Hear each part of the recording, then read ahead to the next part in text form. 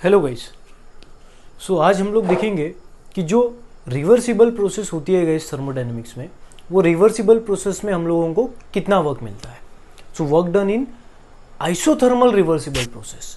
Last lecture में हम लोगों ने इरिवर्सिबल प्रोसेस में वर्क डन निकालना था, उसका वैल्यू आया था work done is equal to minus P delta V. Okay, आज हम लोग देखेंगे work done in reversible process और वो भी आइसोथर्मल। ठीक है गाइस, चलो फिर अभी सबसे पहले हम लोग एक पिस्टन सिलेंडर अरेंजमेंट कंसीडर कर लेंगे जिसमें एक आइडियल गैस इनक्लोज है। मान लो ये हमारा पिस्टन सिलेंडर है जिसमें हमारा एक आइडियल गैस भरा हुआ है। ठीक है, चलो ये पिस्टन है गाइस। अभी इसका पिस्टन का रॉड मैं निकाल नहीं रहा हूं क्योंकि डायग्राम कंफ्यूज हो जाएंगी। चलो, एक सिलेंडर है जिसमें हम लोगों ने एक आइडियल गैस भरा हुआ है। अभी ये सिलेंडर में हम लोग क्या करते हैं, ये पिस्टन जो होगा ये ऊपर नीचे होगा। तो ऊपर नीचे होते टाइम गाइज ये जो वॉल है सिलेंडर का और जो फ्रिक्शन पिस्टन है, इनके बीच में कोई फ्रिक्शन नहीं होना चाहिए। हम लोग उसको निगलेक्ट कर डालेंगे। फ्रिक्शन लेस पिस्टन हम लोगों ने ले लिया और साथ ही में हम लोगों ने जो पिस्टन लिया उसका वेट हमें 0 कंसिडर करना है। बिल्कुल ही वेटलेस पिस्टन हमें लेना है। तो हम लोगों ने एक ऐसा सिलेंडर कंसिडर किया जिसमें एक आइडियल गैस इनक्लोज है और जो पिस्टन है सिलेंडर का वो फ्रिक्शन लेस भी है और वेटलेस भी है। ठीक है गाइज, तो सबसे पहले हम लोगों ने एक गैस कंसिडर कर दिया। अभी जो गैस हमारा है उसके एन मोल हम लोगों ने कंसिडर कर दिए। कितने? एन मोल। अब आपको सबको पता है नंबर ऑफ मोल क्या होता है। ओके गाइस, ठीक है। So consider N mole of an ideal gas enclose in a cylinder with frictionless and weightless piston. ठीक है भाई, यहाँ पे एक गैस इनक्लोज है। फाइन। अभी गाइस ये जो गैस है, ये गैस पिस्टन के ऊपर कुछ ना कुछ प्रेशर अप्लाई कर रहा हूँ, बिल्कुल प्रेशर अप्लाई कर रहा हूँ। अभी हम लोग क्या करते हैं, ऊपर का प्रेशर और ये जो गैस अप्लाई कर रहा है प्रेशर, ये दोनों प्रेशर हम लोग सेम मान के चलते हैं। Okay, so let P be the pressure of gas equal to opposing pressure. मतलब जो ऊपर का प्रेशर है, चाहे आप उसको एटमॉस्फेरिक प्रेशर मान लो चाहे कुछ भी मान लो, ये दोनों प्रेशर क्या हो जाएंगे? सेम। ये प्रेशर और ये वाला प्रेशर दोनों है सेम। ठीक है गाइस, अभी ये इक्विलिब्रियम वाला स्टेट है क्योंकि ऊपर का प्रेशर और नीचे का प्रेशर सेम होने के कारण पिस्टन वहीं पे रुका हुआ है। आप कुकर का एग्जांपल आपके सामने रखिए। अंदर प्रेशर है, प्रेशर के कारण पिस्टन ऊपर जाना चाहिए, बट ऊपर का भी प्रेशर उतना ही है जितना नीचे का है, इसलिए पिस्टन जगह के जगह पे है। तो ये इक्विलिब्रियम वाला स्टेट हो गया। फाइन, तो हम लोगों ने बोल दिया let P be the pressure of gas equal to opposing pressure. ठीक है, अभी हम लोग क्या करते हैं गाइस, कंसिडर करते हैं। अभी ये अगर हमारा रिवर्सिबल प्रोसेस है तो हमारा जो पिस्टन है वो step by step final position पे जाएगा। हमें क्या करना है, ये पिस्टन यहां से यहां तक लेके आना है। हमें पिस्टन यहां से यहां तक लेके आना है। मतलब हमको गैस को एक्सपांड करना है। अब जब गैस एक्सपांड होगा तो वो जो गैस है वो पिस्टन को ऊपर ढकेलेगा। तो अगर गैस पिस्टन को ऊपर ढकेलेगा तो हमारा पिस्टन मान लो यहां चलाएगा। ये था हमारा इनिशियल वॉल्यूम और जब पिस्टन यहां पे आ गया तो ये हो गया हमारा फाइनल वॉल्यूम। तो गाइस जब हमारे गैस ने पिस्टन को यहां से लेके यहां तक लेके गया तो हमारे गैस ने कुछ ना कुछ काम किया, हमारे सिस्टम ने कुछ ना कुछ काम किया, वही काम हमें निकालना है। बट अब हम ये जो प्रोसेस हम लोग कंसिडर कर रहे हैं, मतलब सिस्टम हमारी यहां से यहां तक चले गई, इनिशियल स्टेट से सिस्टम फाइनल स्टेट में चले गए, तब ये जो प्रोसेस हुआ इसको हम लोग प्रोसेस बोलते हैं ना। जब भी हमारा सिस्टम एक ऑपरेशन, जिस ऑपरेशन में सिस्टम एक स्टेट से दूसरे स्टेट जाता है, उस ऑपरेशन को हम लोग प्रोसेस बोलते हैं। तो ये जो प्रोसेस है, ये प्रोसेस हमें अभी कंसिडर करना है रिवर्सिबल। लास्ट लेक्चर में हम लोगों ने इरिवर्सिबल कंसिडर किया। अगर आपको याद होगा, रिवर्सिबल और इरिवर्सिबल प्रोसेस हम लोगों ने थर्मोडायनेमिक में डिटेल में डिस्कस की हुई है। तो हमें ये बात पता है कि अगर आपका प्रोसेस रिवर्सिबल होगा तो आपका process step by step final position की तरफ बढ़ेगा। मतलब एक स्टेप आएंगी फिर से वो इक्विलिब्रियम में आएगा और दूसरी स्टेप आएंगी फिर से वो इक्विलिब्रियम में आएगा। अगर आपको याद होगा तो हम लोगों ने इस पिस्टन के ऊपर पत्थर रखे थे और हम लोगों ने एक एक पत्थर उठाया था, तो पिस्टन धीरे धीरे एक स्टेप करके फाइनल पोजीशन पे चला गया था। तो मान लो हमारा पिस्टन यहां से यहां जाएगा, इक्विलिब्रियम अचीव करेगा, ये हो गया फर्स्ट स्टेप। उसके बाद में फिर से हमारा पिस्टन ऊपर जाएगा, मतलब हमारा पिस्टन फाइनल पोजीशन की तरफ तो पहुंच रहा है, बस स्टेप बाय स्टेप पहुंच रहा है। ठीक है, फाइन। अभी हम लोग क्या करते हैं, चलो हम लोग मानते हैं suppose gas is expanded isothermally and reversibly from volume V1 to V2। मतलब V1 वॉल्यूम से V2 वॉल्यूम तब हमारा गैस एक्सपांड होगा, बट कैसा? आइसोथर्मली एक्सपांड होगा। मतलब इसमें टेम्परेचर कांस्टेंट रहेगा और साथ ही में हमारा गैस एक्सपांड तो होगा, बट वो जो प्रोसेस होंगी वो कैसे होंगी, रिवर्सिबल। इसलिए हम लोगों ने 2 वर्ड डाल दिए, isothermally and reversibly. So gas V1 to V2 volume तो एक्सपांड होगा, बट आइसोथर्मी और इरिवर्सिबली। चलो ठीक है। अभी गाइस हमारा नेक्स्ट पॉइंट क्या है, as the process is reversible. अगर हमारा प्रोसेस रिवर्सिबल होगा तो वो स्टेप बाय स्टेप फॉलो होगा, एक एक स्टेप में कंप्लीट होगा। तो it complete in several number of small small step, मतलब छोटे छोटे स्टेप में हमारा प्रोसेस कंप्लीट होगा, क्योंकि हम लोग रिवर्सिबल पढ़ाई कर रहे हैं। मैं फिर से बोलता हूँ गाइज, जिन लोगों को आइसोथर्मल रिवर्सिबल प्रोसेस क्या होता है ये पता नहीं, तो प्लीज़ पिछले वीडियो देखिए, तब जाके आपको ये पूरा आज का लेक्चर समझेगा, अदरवाइज बिल्कुल ही नहीं समझेगा। ठीक है गाइज, सो आई होप कि आप पिछले कुछ आइसोथर्मल रिवर्सिबल और रिवर्सिबल प्रोसेस देख लीजिए। Fine. So reversible process several number of small step में होता है। चलो भाई ठीक है। अभी हम लोग ये सारे छोटे छोटे स्टेप में से एक स्टेप कंसिडर करेंगे। हम लोग कंसिडर करेंगे, let the ideal gas is expand to a small volume. मान लो ये पिस्टन यहां से यहां तक गया और रुक गया, इक्विलिब्रियम आ गई, तो ये जो चेंज इन वॉल्यूम है ये डीवी है। तो हम लोगों ने बोल दिया let DV be the change in volume, small change in volume during the single step. Single step में आपका पिस्टन यहां से यहां चला गया और ये उसका वॉल्यूम में कितना चेंज आ गया, इतना सिंगल चेंज। देखो ये हो गया फाइनल वॉल्यूम गैस का, ये हो गया इनिशियल वॉल्यूम, तो चेंज इन वॉल्यूम कितना है ये। तो अगर गाइज मान लो आपका वॉल्यूम बढ़ता है, तो आपका वॉल्यूम बढ़ता है तो प्रेशर तो गाइज घटता है ना। मान लो किसी आपके पास बलून है, उस बलून को अगर आप दबाओगे तो उसका वॉल्यूम कम होगा। अगर वॉल्यूम कम होगा तो बलून के अंदर का प्रेशर बढ़ेगा। बट अगर उसके उल्टा मैं बात करूं, अगर मान लो किसी सिस्टम में गैस भरा हुआ है, उस गैस को अगर आप कॉम्प्रेस करोगे तो प्रेशर बढ़ेगा ना, बट उस गैस को अगर आप एक्सपांड करोगे तो प्रेशर कम होगा ना। तो जब हमारा पिस्टन यहां पे था तो प्रेशर था P। अब जब हमारा पिस्टन थोड़ा एक्सपांड हुआ, थोड़ा हमारा गैस एक्सपांड हुआ, सॉरी, जब हमारा गैस एक्सपांड हुआ तो उसका वॉल्यूम डीवी से चेंज हुआ। तो डीवी से अगर वॉल्यूम बढ़ा है तो आपका प्रेशर भी कुछ ना कुछ घटा होगा। हम लोग मानते हैं प्रेशर में डीपी इतना घटोती हुई। तो पहले हमारा प्रेशर था पहले हमारा प्रेशर था P, अभी हमारे प्रेशर डीपी से चेंज हुआ, कम हुआ रेदर। तो अभी फाइनल प्रेशर कितना आएगा, P माइनस डीपी, क्योंकि ये इनिशियल प्रेशर था, उसमें से मैं कम हुआ प्रेशर निकाल डालूंगा, बचे हुआ जो प्रेशर आएगा वो आ जाएगा P माइनस डीपी। तो ये फिर से पॉइंट पढ़ते हैं, let DV be the change in volume, DV be the change in volume during the single step. So opposing pressure, तो जो अपोजिंग प्रेशर होगा वो भी डिक्रीज होगा डीपी से। अगर वॉल्यूम आपका डीवी से बढ़ रहा है तो प्रेशर भी आपका डीपी से कम होगा ना। सो फाइनल जो प्रेशर बचेगा, hence the total opposing pressure becomes P minus DP. हम लोग टोटल प्रेशर में से कम हुआ प्रेशर निकाल डालेंगे, ये बचेगा हमारे पास प्रेशर। तो गाइस जब पिस्टन हमारा यहाँ पे है तो उसके ऊपर कितना प्रेशर लग रहा है, P माइनस डीपी। फाइन।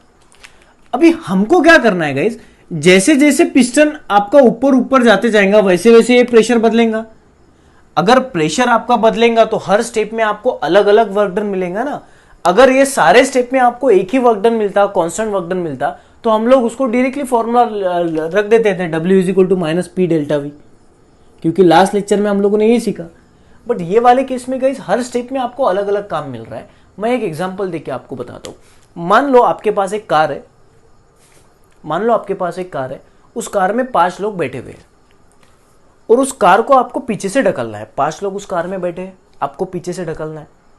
ठीक है, कार बंद पड़ी हुई है, 5 लोग बैठे, पीछे से मैं ढकल रहा हूं। अब कार को मुझे एक किलोमीटर तक धक्का लेते हुए जाना है। ठीक है, चलो फिर मैं धक्का देना स्टार्ट करता हूं। अब गाइस मैं धक्का दे रहा हूं, कार आगे जा रही है, धक्का दे रहा हूं, कार आगे जा रही है। अब 1 किलोमीटर तक मैं एक कंटिन्यूस फोर्स लगा रहा हूं, कार आगे जा रही है। अभी जो मुझे वर्क डन निकालना है, मैं कैसे निकालूंगा, मैंने जो फोर्स अप्लाई किया वो इनटू डिस्प्लेसमेंट। अभी जो मैं फोर्स अप्लाई कर रहा था उसको अपोज था, हाँ जी बिल्कुल अपोज था। जब आपके फोर्स को कोई अपोज नहीं रहता तब हम वर्क डन बोलते हैं 0। फिलहाल तो आप जो फोर्स लगा रहे हो उसको कुछ ना कुछ अपोज है, तो आप वर्क डन निकालोगे फोर्स इनटू डिस्प्लेसमेंट। अब सेकंड वाला केस देखिए गाइस, मेरा फोर्स कांस्टेंट था वहां जाने तक, तो मैंने Fe लिया और मुझे वर्क डन मिल गया, force into displacement, distance. Next दिन गाइस आओ, नेक्स्ट दिन क्या हुआ, फिर से मुझे वही काम दिया गया कि गाड़ी में 5 लोग बैठे, हमको पीछे से धक्का मारना है 1 किलोमीटर तक। बट यहां पे क्या हुआ, जब मैं फोर्स लगा रहा था तो थोड़ी देर बाद, मतलब कुछ डिस्टेंस बाद, मतलब 100 मीटर बाद एक गाड़ी में से एक आदमी उतर गया, अब मैं धक्का लगा रहा हूं तो गाड़ी में 4 ही लोग हैं, अभी मुझे थोड़ा कम फोर्स लगाना पड़ रहा है।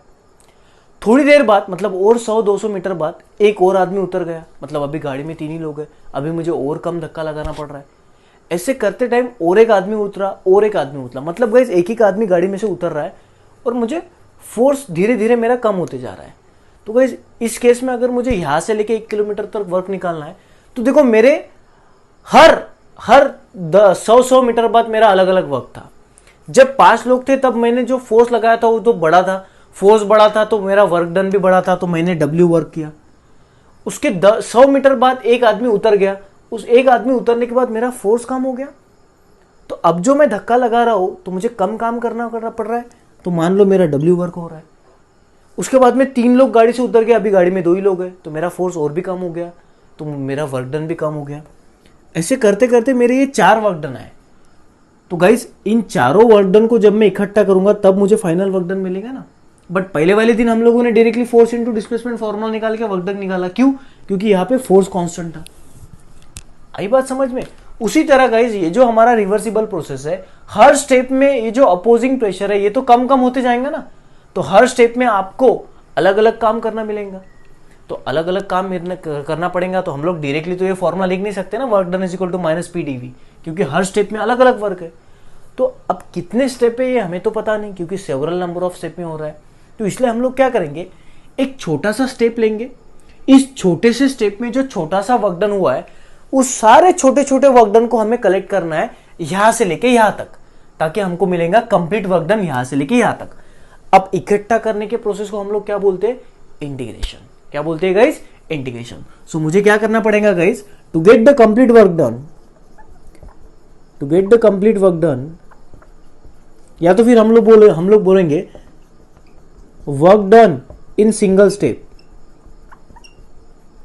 हम लोग सिंगल स्टेप का वर्क डन निकालेंगे, उसको हम लोग इकट्ठा करेंगे, इंटीग्रेट करेंगे, हमको कंप्लीट वर्क डन मिल जाएगा। ठीक है, तो गाइस सिंगल स्टेप का वर्क डन भी छोटा होगा, तो उसको मैं DW बोल देता हूं। ठीक है ना, फॉर्मूला क्या आ जाएगा हमारे पास पता है पिछले लेक्चर से, वर्क डन निकालना है तो फॉर्मूला क्या है? P into D V. तो मैं यहां पे लिख देता हूं P into D V. But guys single step में आपका प्रेशर कितना है? P minus D P. तो मैं यहाँ पे प्रेशर जो है वो P माइनस डी पी डाल दूंगा इंटू डी वी। चलो निगेटिव साइन को आप लोग बस बाहर लिख दो और इसको हम लोग सॉल्व करेंगे, P into D V minus D P into D we.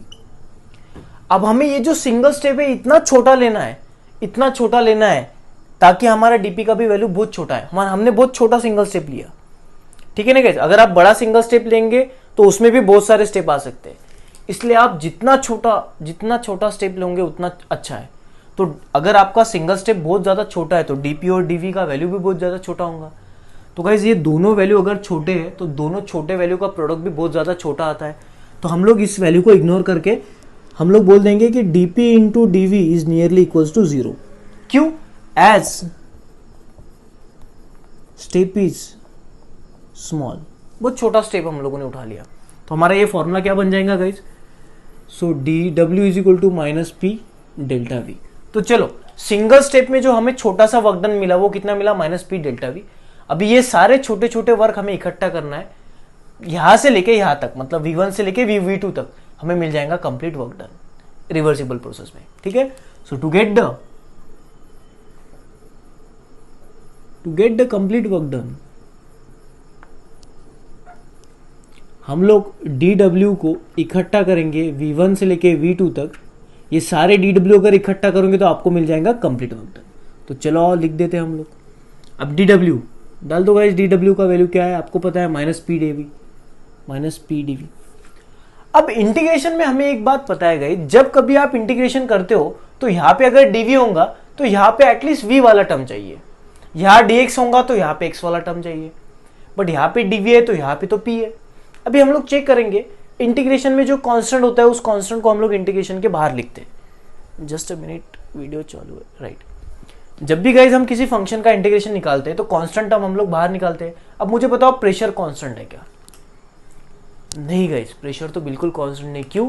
अभी अभी हम लोगों ने देखा जैसे जैसे गैस एक्सपांड होगा वैसे वैसे प्रेशर में तो चेंजेस आते जाएंगे ना, प्रेशर तो घटेगा। बात समझ में आ रही है? तो गाइज आपका पिस्टन जैसे जैसे ऊपर जा रहा है, आपका गैस जैसे जैसे एक्सपांड हो रहा है, तो प्रेशर तो वेरिएबल क्वांटिटी है, तो हम लोग इसको बाहर तो नहीं निकाल सकते ना। तो अगर सर बाहर नहीं निकाल सकते तो फिर इंटीग्रेशन भी तो नहीं कर सकते, क्योंकि साइड में डीवी है, यहाँ पे पी है, यहाँ पे तो वी चाहिए रहता था। तो गाइज एक आइडियल गैस इक्वेशन है, आपको पता होगा या तो नहीं पता होगा, अभी यहाँ पे ध्यान दो। कोई भी जो आइडियल गैस होता है गाइज, उस आइडियल गैस के लिए एक इक्वेशन होता है, PV is equal to N R T. P उस गैस का प्रेशर होता है, वी उस गैस का वॉल्यूम होता है, एन उस गैस के नंबर ऑफ मोल होते हैं, आर जो होता है वो गैस कांस्टेंट होता है, आइडियल गैस कांस्टेंट जिसका वैल्यू 8.314 होता है, और टी मतलब टेम्परेचर होता है। तो पीवी के जगह आप क्या लिख सकते हो गाइज, एनआरटी। क्या लिख सकते हो, एनआरटी। तो हम लोग क्या करेंगे, यहां से पी का वैल्यू निकालेंगे, वी मल्टीप्लाई इधर जाने के बाद डिवाइड। तो ये फॉर्मूला क्या बन जाएगा गाइज, माइनस नेगेटिव को हम लोग बाहर रखेंगे और पी की जगह डाल देंगे N R T divided by V into D V, और हमको इसको इकट्ठा करना है V1 से लेके V2 तक। चलो अभी जो कांस्टेंट है वो निकालो बाहर। देखो गाइस, गैस एक्सपांड हो चाहे कॉम्प्रेस हो, नंबर ऑफ मोल तो बदलने नहीं वाले ना, नंबर ऑफ पार्टिकल गैस के थोड़ी बढ़ रहे। हम लोग थोड़ी ना बाहर से गैस डाल रहे हैं अंदर, हम लोग थोड़ी ना अंदर से बाहर गैस निकाल रहे हैं, गैस तो वही के वही है, तो नंबर ऑफ मोल तो सेम रहेंगे। आर तो नाम में है गैस कांस्टेंट, उसको तो सेम ही रहना है। अब हम लोगों ने क्या बोल दिया, आइसोथर्मल प्रोसेस है, आइसोथर्मल का मतलब टेम्परेचर कांस्टेंट, तो टेम्परेचर कांस्टेंट। अब यहाँ पे जो वॉल्यूम है वो कांस्टेंट नहीं, क्योंकि वॉल्यूम तो इंक्रीज होते जा रहा है ना, तो इसलिए वॉल्यूम को नहीं हम लोग निकालेंगे, तो हमारा आ जाएगा डीवी बाई वी, V1 से लेके V2 तक।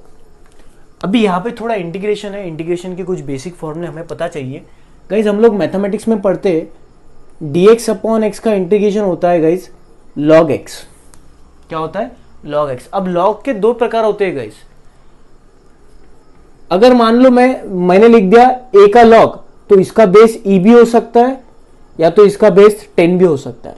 अब सर इनमें से दोनों में से कौन सा ये है, तो जब भी गाइज 1 अपॉन एक्स का इंटीग्रेशन आपको निकालना है तो आप log x तो लिखोगे, बट इसका बेस जो होता है वो होता है e, log to the base e, मतलब log x to the base e। उसी तरह गाइज dv बाई v का इंटीग्रेशन क्या हो जाएगा, माइनस एन आर टी। अभी यहाँ पे x नहीं है, v है, तो हम लोग क्या लिख देंगे इसका integration log v to the base e, और हमें लिमिट अप्लाई करना है V1 से लेके V2 तक। अब हमें ये लिमिट अप्लाई करना आता है। हम लोग लिमिट कैसे अप्लाई करते हैं कि जहां जहां वेरिएबल है वहां वहां अपर लिमिट, माइनस जहां जहां वेरिएबल है वहां वहां लोअर लिमिट, बाकी किसी को भी धक्का लगेगा नहीं। तो ये फॉर्मूला आ जाएगा minus N R T log to the base E, variable के जगह अपर लिमिट माइनस वेरिएबल के जगह लोअर लिमिट। क्लियर है गाइस।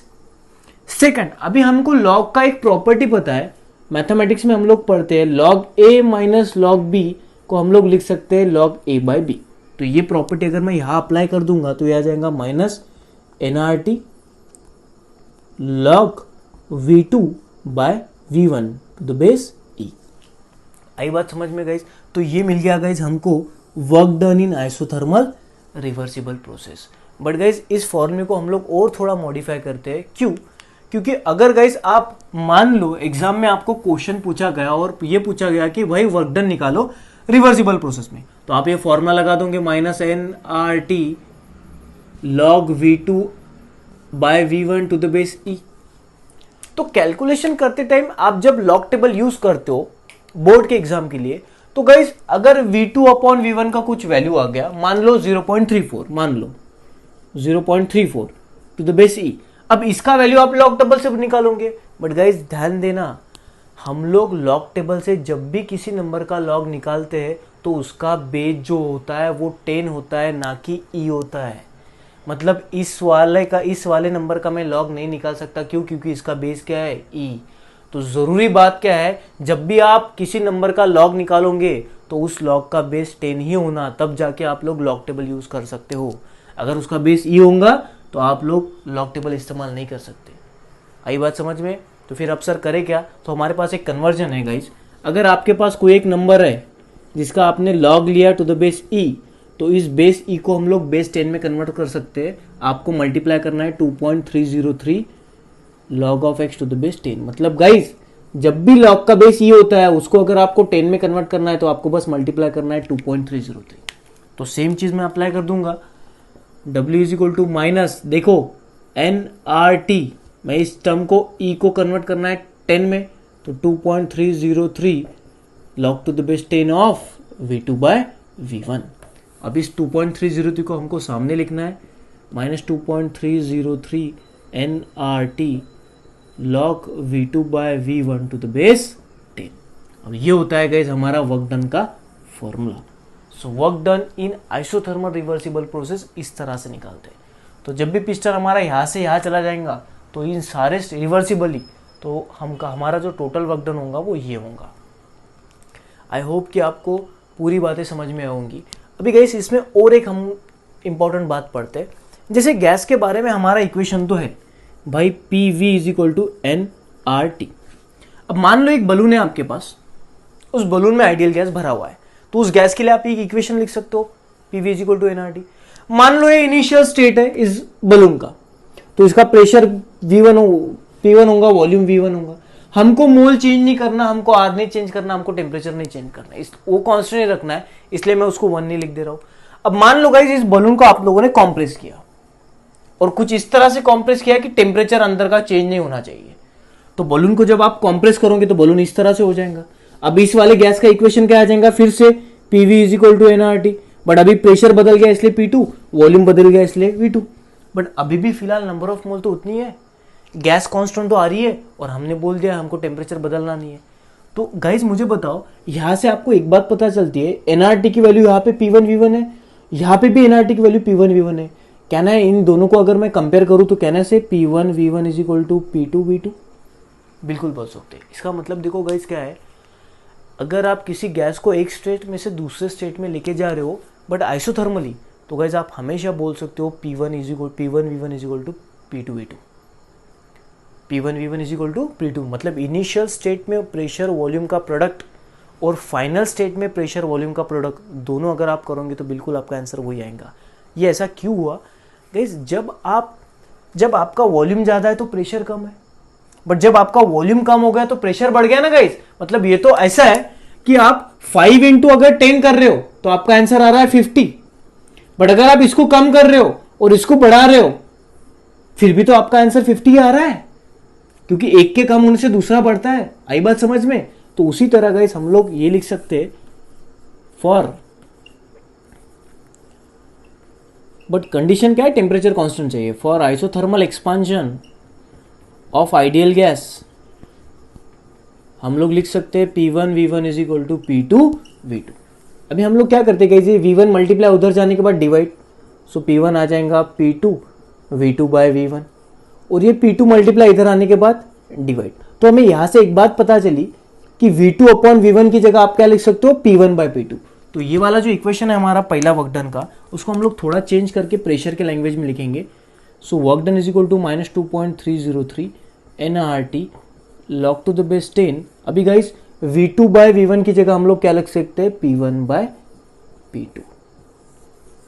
तो हम लोग ये फॉर्मूला तब यूज करेंगे जब हमारे पास वॉल्यूम है, वॉल्यूम का चेंज पता है, इनिशियल वॉल्यूम फाइनल वॉल्यूम पता है।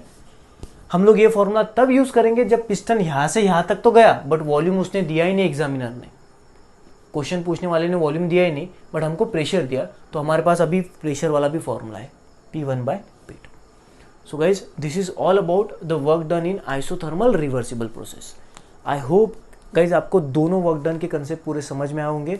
इसके पिछला वीडियो था work done in isothermal irreversible process और ये था work done in isothermal reversible process. Thank you so much.